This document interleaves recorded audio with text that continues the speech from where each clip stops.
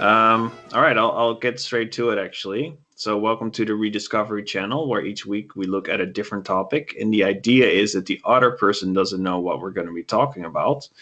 And Ivor, my man, this week I want to talk about something, and I want to talk about a certain group of knights. And if you think about knights and the Holy Land, what is the first thing that comes to your mind? Crusades. The Crusades, yes. And which order would you think of if you think of the Crusades? What kind of order? The only orders that I can name is like the Templars, the Hospitallers, and the um, the Knights of Malta. But I think the Knights of Malta might actually be an offshoot of the Templars. Not sure. Close, close. So actually, the Knights of Malta are a different name for the Knights Hospitaller, or the Knights of Saint John, which is what I'll call them. Okay. And actually, this week I want to be discussing them because when I was doing some research for the previous topic about the slave trade, which is a very popular video, apparently, Which quite slave? Oh, the Barbary. with the Barbarossa and the pirates from North Africa that were supported by the Ottoman Turks. Um, I stumbled upon these guys as well, and I found out like, hey, we know the Knights Templar, but who are these Knights of Saint John? They're kind of like the B team, because they're not nearly as popular, not nearly as well known as the Knights Templar. But they actually outlived them, and actually they still exist to this day. And they played a very important role in protecting Christianity in a time where it actually looked like Christianity might be going down forever. And actually, I want to talk about the Siege of Malta, which is why the Knights Hospitaller or the Knights of St. John were later called the Knights of Malta as well. Um, but to get there, maybe just a brief introduction. So they actually are called the Knights Hospitaller because they were started out of a hospital in Jerusalem, where they were given the right to start one, I think, by the Caliph of Egypt at the time, to take care of pilgrims that would go there, and they would actually take care of Muslims and other religions as well. But they were there, and that was the original intent of the order, was to take care of them. But then later on, they also expanded their roles into protecting the pilgrims that were going to the Holy Land. And then, of course, you had the Crusades and the kingdoms over there, and they were pretty much, building lots of fortresses over there. At one point, I think they had like 140 fortresses built that they dug out in the Holy Land and were fortifying just to protect the people there. But with the fall of Jerusalem to Salim, they had to find a new place to go to. And the first place they went to was actually, well, first they were together with the Knights Templar on Cyprus for a while, but later they ended up on Rhodes, which is another one of those small islands that I'll show on a map on the video on BitChute and on YouTube, so you can have a look at it. We have a And wow, state that's named after Rhodes. You know that, right?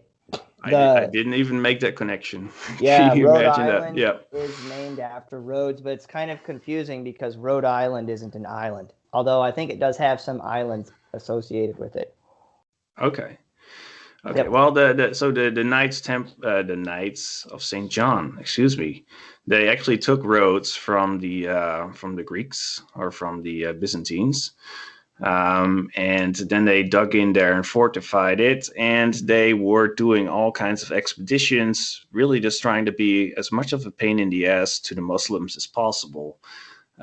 So they would go out, and they actually had their own galleys, and they would, take slaves as well, and they would sink ships and take merchandise, and really they were just doing anything they can to really make it really hard on the Yeah, Saracens. kind of as a counterweight, because if you compare it to the amount of piracy that was going on from the coast of North Africa mainly, it wasn't very much. It was much smaller, but it was kind of like as a reaction to all the Muslim piracy going on. They're like, well, we're not gonna sit down. We're gonna do the same thing, and we're gonna protect, the Christian shores as much as we can. So they Um, decided to fight Muslims by acting like them. they were fighting a holy war. That's the way they saw it. And they actually had different groups, different.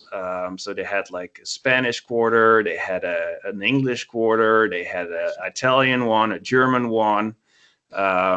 They had one for the Catalans that was, oh my gosh, now my brain is going to freeze up. Aragon. It was called the Aragon quarter. That's yeah, that they have their own language. Those are the people that recently tried to secede from Spain a few Yes. years Yeah. back. Yeah. Yeah, Yeah. they're never going to So get their freedom. But go ahead, continue it. I mean, it's not that I don't wish them to. It's just that. Anyways, go ahead, continue with your yeah. story. But anyway, they were dug in on this island Rhodes, and they were first besieged in 1444 by the Mamluks, and they were fighting heavily. It was hand-to-hand combat, very bloody, but they stove them off. Then there was a second attempt in 1480 by the Ottoman Empire, and it was unsuccessful. Then finally, there was a siege in 1522 that took, I think it took 6 months, and then it was successful. But they fought so hard that the Sultan was so impressed. Suleiman, he actually showed up himself, and it was like 100,000 Turks fighting against 7,000 Christian knights, and they fought for 6 months. It was supposed to be a quick and easy fight, and Sultan Suleiman was so impressed by the fighting that he actually let them go. So they made a treaty, and they were allowed to go, and they got 50 Phoenician ships, and they were able to retreat. But then they were without any territory, and it was kind of like, okay, what do we do with these knights now? We don't have the Holy Land anymore. And they basically went around. They went to Henry, who just basically gave them some guns, which is not what they needed. And finally, it was Charles V who gave them Malta, which is kind of like this rock just on the southern tip of Italy, that was inhabited by very poor Catholic Maltese people. So they actually had an Arabic language that was tied to the Arab language, but it was a through and through Catholic, You mean it's very a poor. Semitic language, right? Not Yes. Arabic. No, yeah. So good question. I'm not 100% sure on that, but apparently it's related to it, right? So it's it was a Catholic people there, very poor, mostly farmers, because it's very dry, inhospitable islands. Like not the place you would want to live. It's really hot. Mostly just rocks, but because of its position, it was very important because it was kind of like a halfway point in the Mediterranean. And so now the story is, right, so why did the Turks want this island so badly? And there's one story that goes about that they went on raiding, and at one point they got, I think it was like the nurse of the daughter of the Sultan, and that's why, like, because they took her as a slave or hostage. It was such an insult.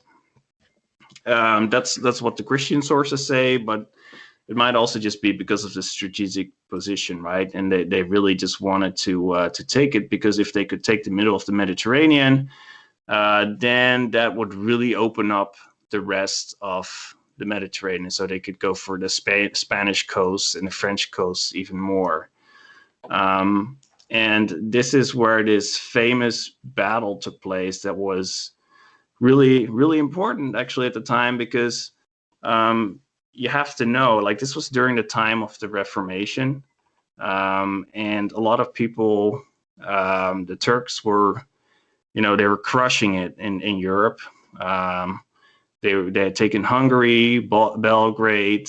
They were taking Constantinople. They were all over the place, and people in Europe just thought, like, these guys can't be beat.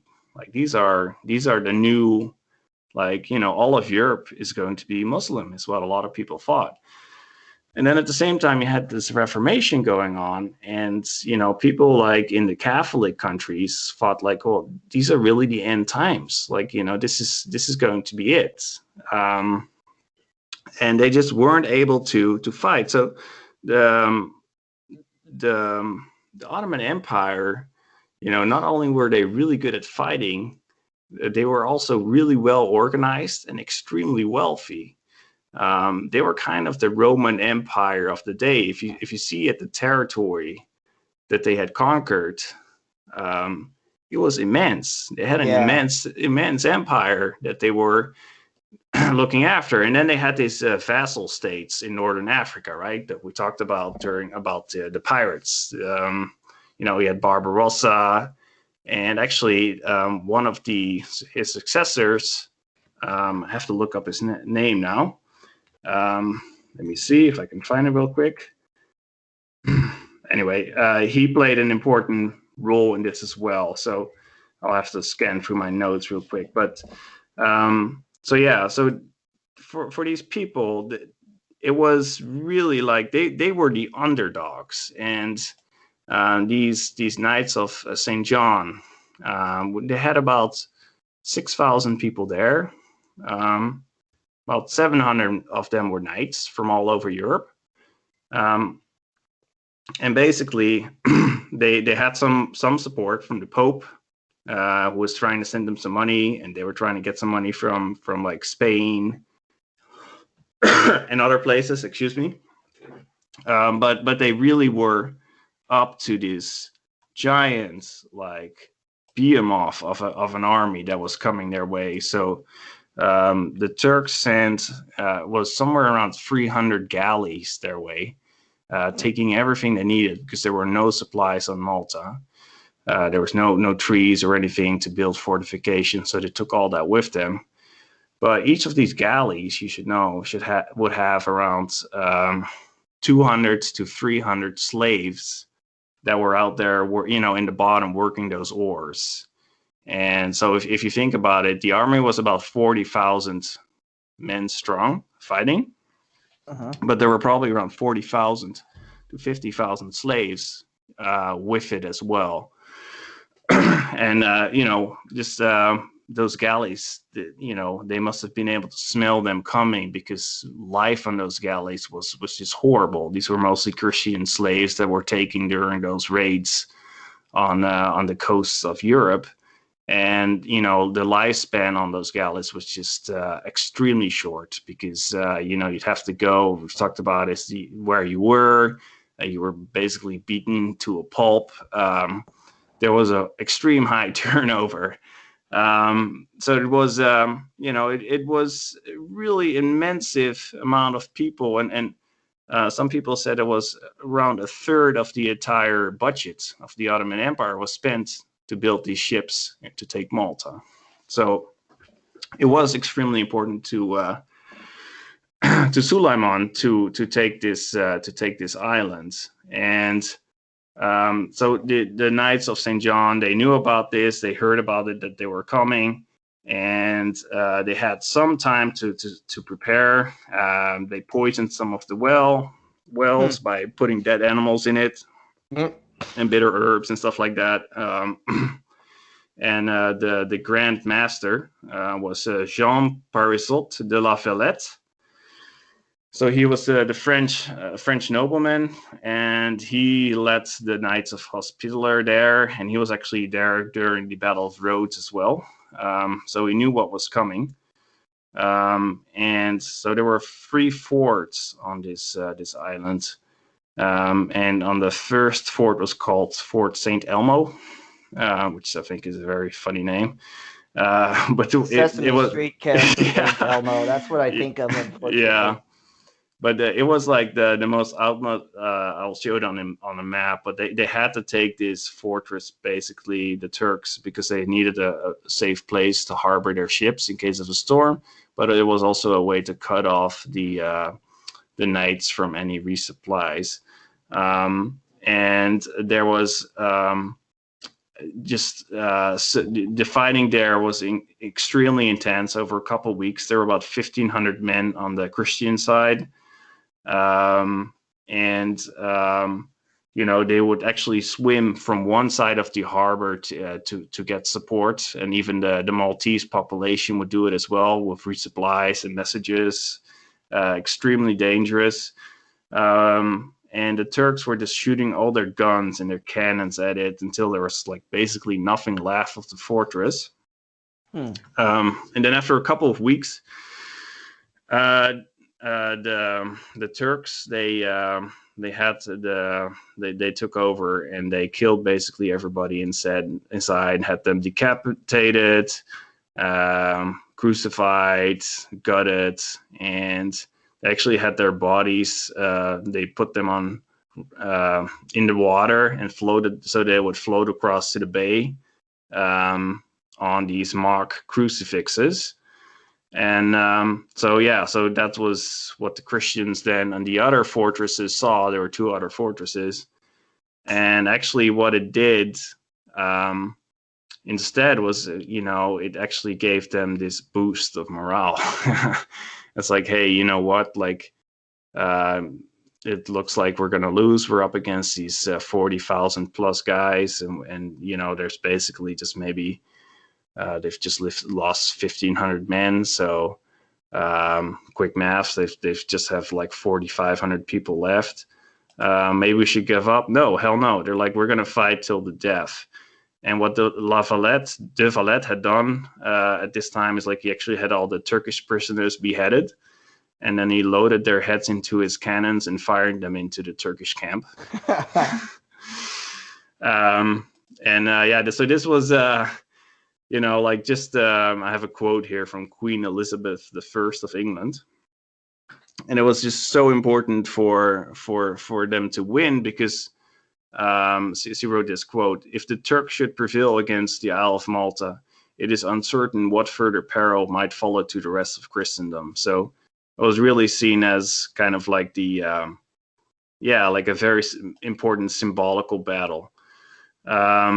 So in the end, they held out there for months, and part of it was actually because the Turkish Navy and the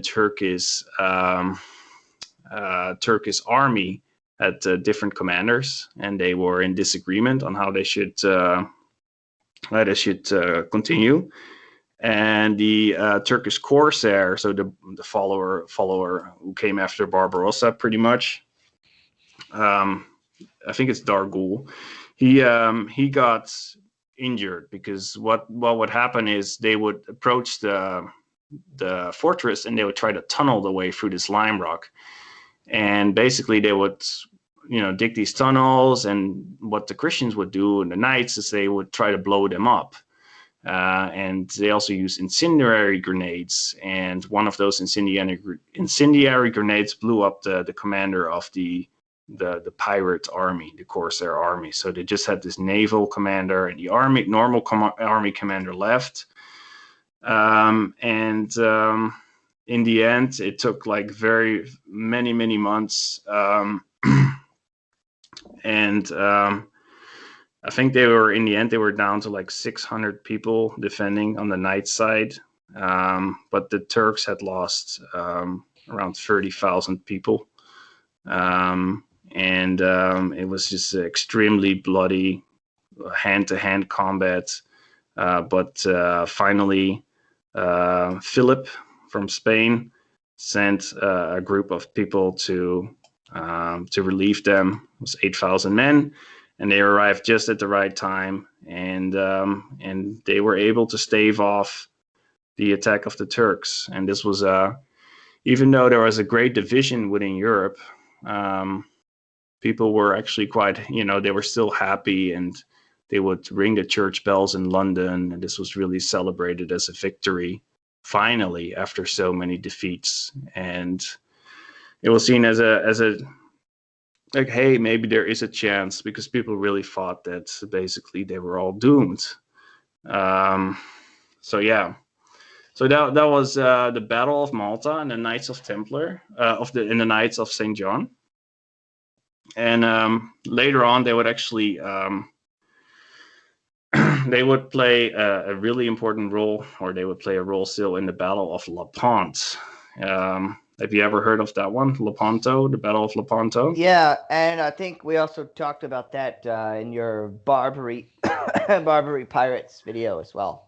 Yeah. Okay. So I looked into a little bit more. So that was actually a naval engagement that took place in 1571, and that was between the Holy League.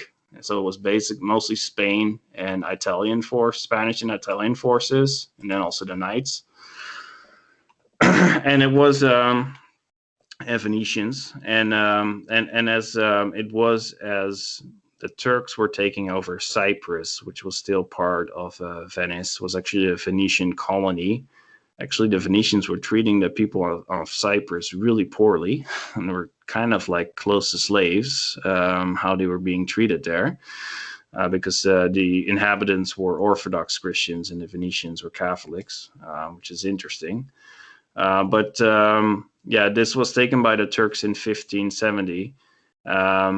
And the Holy League was basically out there with their ships, their galleys. They had about an equal number. I think they had about 200 to 300 galleys, and so did the Turks.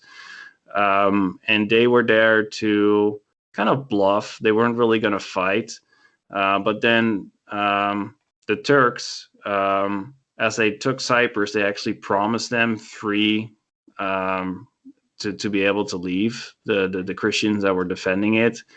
And then the commander of the Turks actually broke the promise, and Marco Antonio Bragadin, who was the fort commander, was then tortured to death. And Ali, the commander of the Turks, said he invited him to Islam. And then Marco said, "I am a Christian, and thus I want to live and die. My body is yours. Torture it as you will."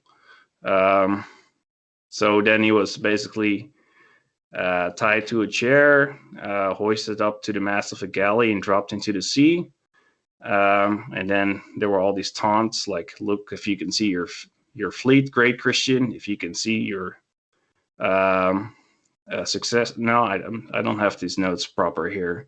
Anyway, so he was actually mutilated, and he was skinned alive by a Jewish butcher, which was then again, when that news came out, that was created some race riots in the Phoenician colonies and in Venice itself.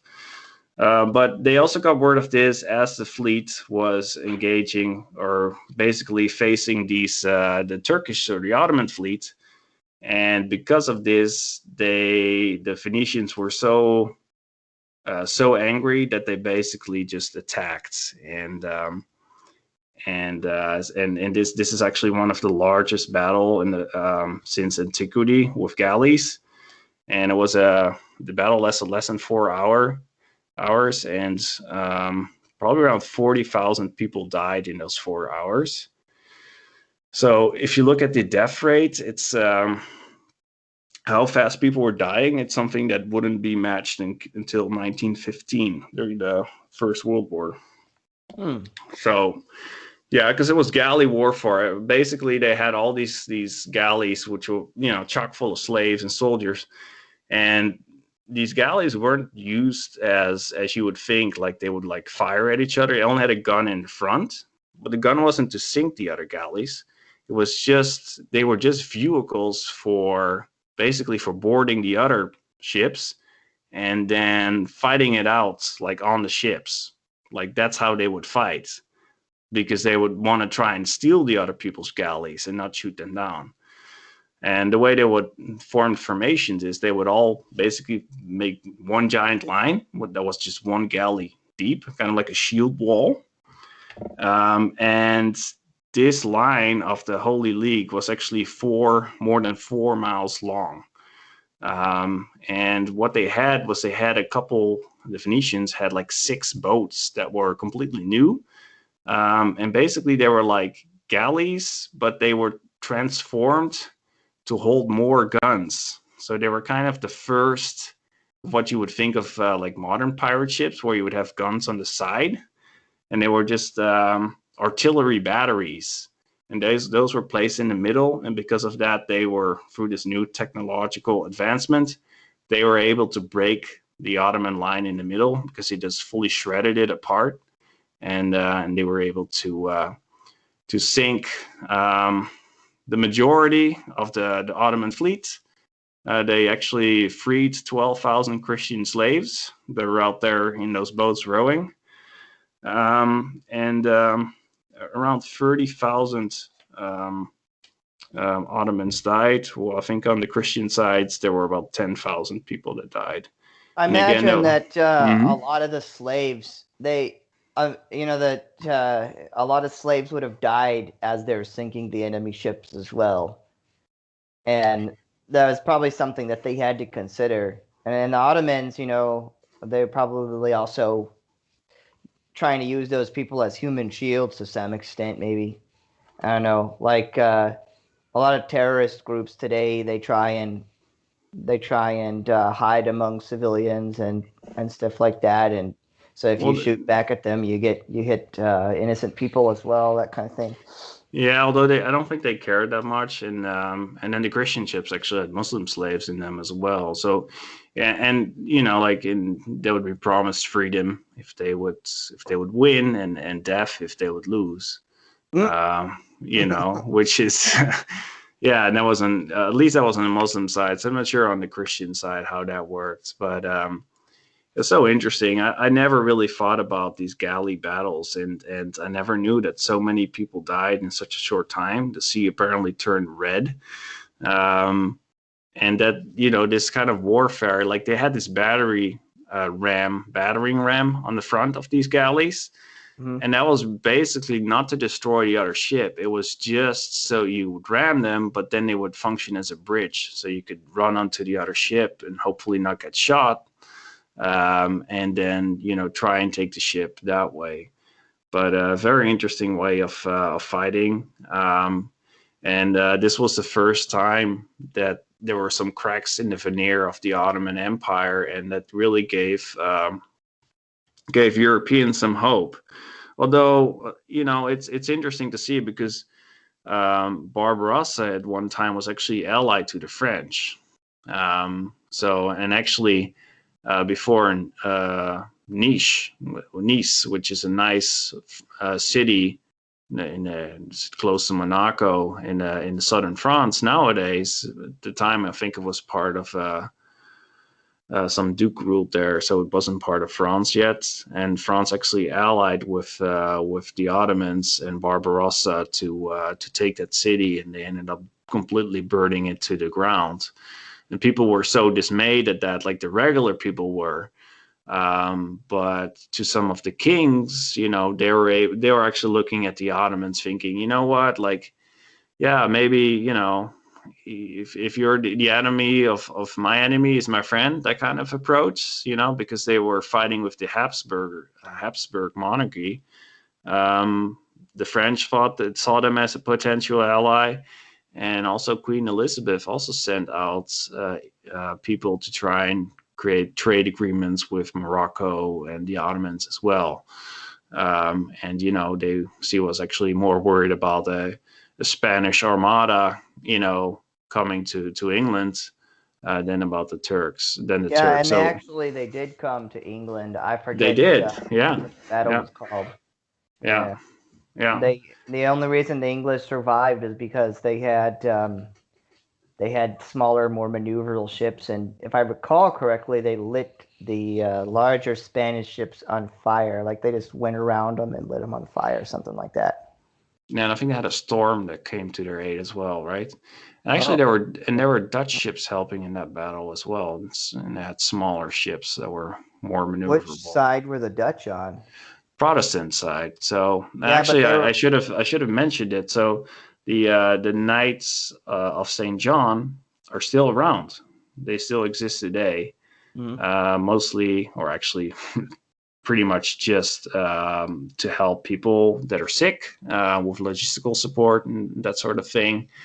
And there's actually a Johanniter order over here in the Netherlands, which is meant for royals, and it has about 600 members. And the head of it, it's linked. It's a Protestant branch of the Saint John, the Knights of Saint John, Hmm. and it's actually headed by our king, William Alexander of You guys still Orange. have a king? I didn't know that. Is that for real?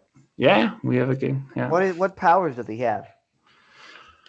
He still has some powers. The So power to it's live off of tax money without doing anything? yeah, it's a constitutional monarchy, but there are actually still quite a few powers that he has. It's not as many as in England, I don't think, but more than in countries like Sweden and I'm not sure Norway. what power they even have in England. Actually, I think that royal family that they have in England isn't even English. I believe they're actually from Wales.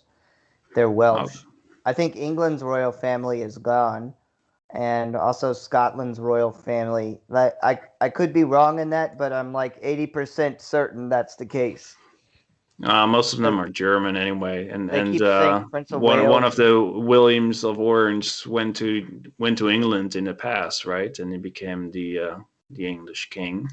Um, but The yeah, Tudor there's dynasty is gone. I hmm. think Queen Elizabeth, she was Tudor, right?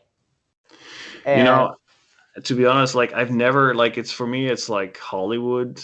I don't really care about all these actors and actresses, and I really don't care about royalty that much either. Like I barely know about the royals we have here. well, yeah, it comes to Yeah. the current year people, there's no reason to care about them. They're pretty much just people with only ceremonial duties who just live off of the tax money and never have to work, but give all the. Yeah, although here actually they do have some power still, and I think they do have a role in government, and they actually do play a pretty important role when it comes to trade agreements. So even though I would say I'm probably a Republican, I wouldn't call them completely useless actually. So The English monarchy, I'm pretty sure, is gone, and those people over there that are getting in the news and everything is like the Welsh rulers. I'm pretty sure. I know the Tudor dynasty's gone. Tudor dynasty, that was Henry VIII. And I think Queen Elizabeth also was. Now I'm going to look like a complete moron. Isn't Queen Elizabeth the daughter of Henry VIII? Because he couldn't have any sons, right? He had one son I who believe was really. so. Hmm? You know, and that's maybe that's another one for another episode because honestly, like it's one of those things that like yeah, I care about history, you care about history, but what gets importance in school, I think depends very much on where you live. And here Queen over Elizabeth here, was important, though. yeah, over here it's not that important, and like we talk about more about our own royals and particularly about the role they played during the Second World War, but also during our fight for independence against the Spaniards, which is where the original William of Orange. That's where our line kind of started. Yeah, So was the Habsburg dynasty was the one that took over you guys, right? Wasn't that yes, Charles yeah, the Fifth? He is the Habsburg. There's a big, huge. When I was in Spain, there's a big, huge painting of that guy, and he's got like this big, huge dog in it with him. I have a picture of it yeah, somewhere. and I think his son took over here, if I'm not mistaken, first Philip, and then later he went to Spain. But Yeah, man. But it was. I think it's a cool story, and not to go off completely on a tangent on royals, but Yeah. it's interesting. It's an interesting story, I think, that to see what these guys did, and what I found to be really interesting is that it was kind of like a reversal of the roles of what you see nowadays, where it's kind of like, the West is pretty much in power No, we're not, for the man. time being, We're getting at least. stomped. But at this time, it was the West was kind of like the underdog, and it was in its last throes. And if these battles had turned otherwise, maybe it wouldn't have been the end for Europe, but it definitely would have been a huge blow to morale. And now it really gave people hope that maybe there was a way out after all. You know what would have Because happened if the Turks had won, like the Battle of Lepanto? They would have they would have stomped. gone for actually there were plans to go for Italy. So they were looking at an invasion of southern Italy. They would have done it, and I think they would have won. And then the Germans would have been the main line, like they would have been the frontier. They would have been the main line of resistance. So the Germans would actually have to help out European civilization instead of attacking their European neighbors. They'd have to do something about the Ottomans, and then there probably would have been no World War One, and it would just be the Germans trying to push these people back out of Europe because they'd have no choice. Yeah, They'd I have to. mean, it would have been. Who knows, right? That's kind of, but We'd probably all be either speaking German or Turkish right now. yeah, who knows how that would have impacted also because Malta was kept by the Knights of St. John, and they were able to keep being a foreign into on the side of the Ottomans, but also keep the western part of the Mediterranean a little bit more free. That also kept those trade routes open to the New World, for example. Yeah. And so if that had been lost, I think there may have been a big impact there as well. So yeah, for sure, I think it could have changed a lot. But I think it's amazing how a bunch of these guys, just who came from all across Europe, went to this place to defend the faith, and just lived under the most excruciating and horrible circumstances. Like it wasn't swords, right? They had cannons, they had muskets, there were explosives. It was brutal. It was brutal warfare, and there was like no mercy to be found. And the vast majority of them died in hand to hand, in bloody combat, and they did this, and they did this for something they believed in, something that was bigger than themselves. Yeah. And if it hadn't been for these couple thousand knights that decided to travel there, things could have been completely different. And Oh, now it just yeah. makes me wonder, like, would Things. we be able to find this many knights nowadays? I don't know. Nope. Uh-uh. Yeah. Like today, the testosterone levels are also much lower, Yeah, and but I mean, I don't know about that. Like they believed in something, right? So that, like, you sometimes you still see, like, you hear about these guys that on their own went to like fight in against ISIS, and they joined the Kurdish fighters or something, just some random Dutch Marine that went there, or there are a couple guys out there, but there's not. Yeah, there's a few. I've heard about that too. Like people going and fighting with the Kurds and stuff. Joining the Kurds to fight against the ISIS. But I think today, in the time that we live in, there's two problems. Like one is testosterone levels are much lower on average, and this is something you hear about. Maybe not over uh, there, but here on I, the I don't radio, know if there I don't know it if that's is. gonna be. Yeah, probably, but I And mean that would be on both also, sides then, right? So, also, Christianity is not much of a thing anymore. That's gone way down. well, that's what I was wanting to go at, right? And also the Pope played a really important part in organizing the Holy League for the Battle of Lepanto. Couldn't have happened without the Pope. I mean, Mhm. look at the Pope today. Sorry. He would tell you to And submit to them yeah, because he would tell he you and to just give up, stop your boats because they're bad for the environment. well, he would And invite them probably to the Vatican because he did that. He had yeah, no, I mean, I don't want to go off too much overboard, but like it's interesting, and also people that still had a deep sense of faith, which is and organization as well. So, and nationalism, which is something else that doesn't really exist much today. well, nationalism was actually a reason that there was a lot of infighting, like between the Venetians were double crossing uh, the Knights as well, and they were messing with the Greeks, and then the French will double crossing the Italians. So there was actually, I'm not sure if nationalists. These Knights they were Catholic basically, and later on, I told you before, they also had Protestant split offs and things like that. Um, but yeah, no, it's I just think it's an interesting story. These guys were like the guerrilla fighters, and it made me think actually, like there's all these tunnels and explosive, and they're kind of cooped up there in this big giant rock. And I was joking about Sauron because for me it's kind of like it made me think of the Two Towers, where they kind of like in Helm's Deep, and they're dug in, and there's no way out, literally. And these guys were, trying to blow them out of their location, and in the meantime, there was all this infighting, in the north, where people of the same faith, or Protestants and Catholics, were attacking each other, and then Venetians were attacking Greeks, etc. And yeah, I don't know So if you want how to far if the you want to analogy tie it goes. to if Yeah. you want to tie it to the Middle Earth, what Tolkien said is Uh that huh.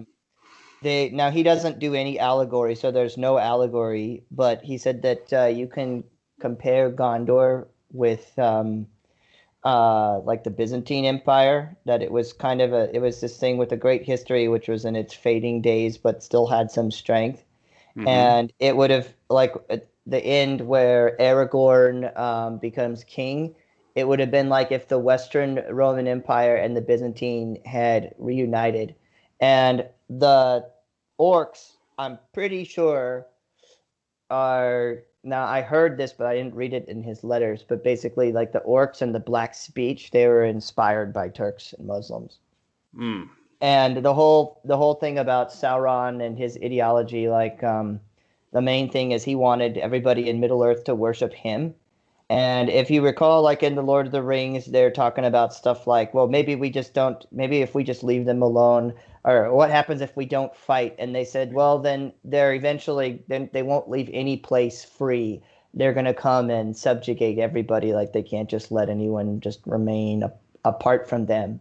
So Yeah. that is also kind of like the Turks, and also Tolkien said that as a man of Western Europe, the reason historically his historic enemies, they usually come from the East, and so that perspective is also in his books, where the enemies of the West, they also come from the East. So, Yeah. What I found actually interesting also was that a lot of the success of the Turks was down to slaves coming from the Balkans and Greece. They were actually some of the Janissaries. They were actually some of the best and the smartest and most intelligent fighters. yeah, they kidnapped And they yeah, enslaved, and they took they children from Christian homes, and then forced them to convert to Islam because they couldn't have a Muslim slave, so they enslaved them. But like I guess there's nothing in their religion that says that you have to let someone go from slavery after they convert. So that they use that to get around the loophole in their own religion. They want to have a slave army of Muslims, but they can't enslave a Muslim, so they enslave them as something else and then force them to convert as soon as they yeah. get. I would, Yeah, man, man, if but somebody that's took my there's kids. there's nothing in Tolkien that covers that, so the analogy kind of stopped there, I guess. So Well, no, because Tolkien doesn't.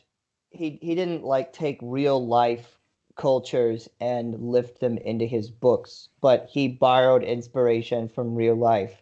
And like at one point he said people are like trying to trace back, where'd you get this idea from? Where'd you come up with that? And he would say stuff like, I've read so much literature and history in my life that everything is I can't even tell you where all the ideas come from anymore. It's like a stew basically in his Yeah.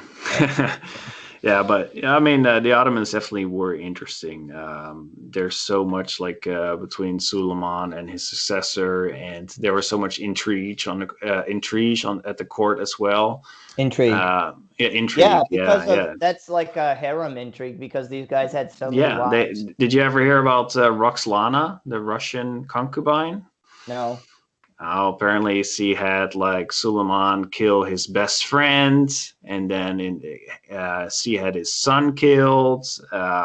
So her sons would be able to take over the throne. So Yeah. much intrigue over there. It's like it's like movie material. It's fascinating stuff. Yeah, but don't expect anybody to make a good movie about it. No, I know. Yeah.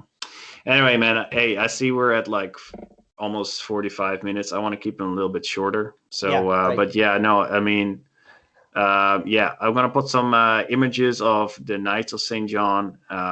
They had red clothes and white crosses. I'll put some of their what they looked like, their flags and things out there. Check us out. Also, our videos. We put quite a lot of time in finding those cool images and putting them on there. Yeah, if you want to share this video, appreciate it. Like I referred to a couple other discussions, like the Muslim pirates, the corsairs. What Put a else? link to Probably, that. Put yeah. a link. Any videos that we I'll do referred that. to previously, you should link in the description. I probably should have mentioned the Reconquista as well. Anyway, but yeah, there. I think if you're still listening at this point, we appreciate it. If you're as excited as we are, share it with a friend. Do some reading yourself and recommend some topics to us. We're looking forward to hearing from you. Yep. And I think we should close it out with that one. What do you think, Ivor? Yeah. Very good. All right. Good topic. Good choice. Okay.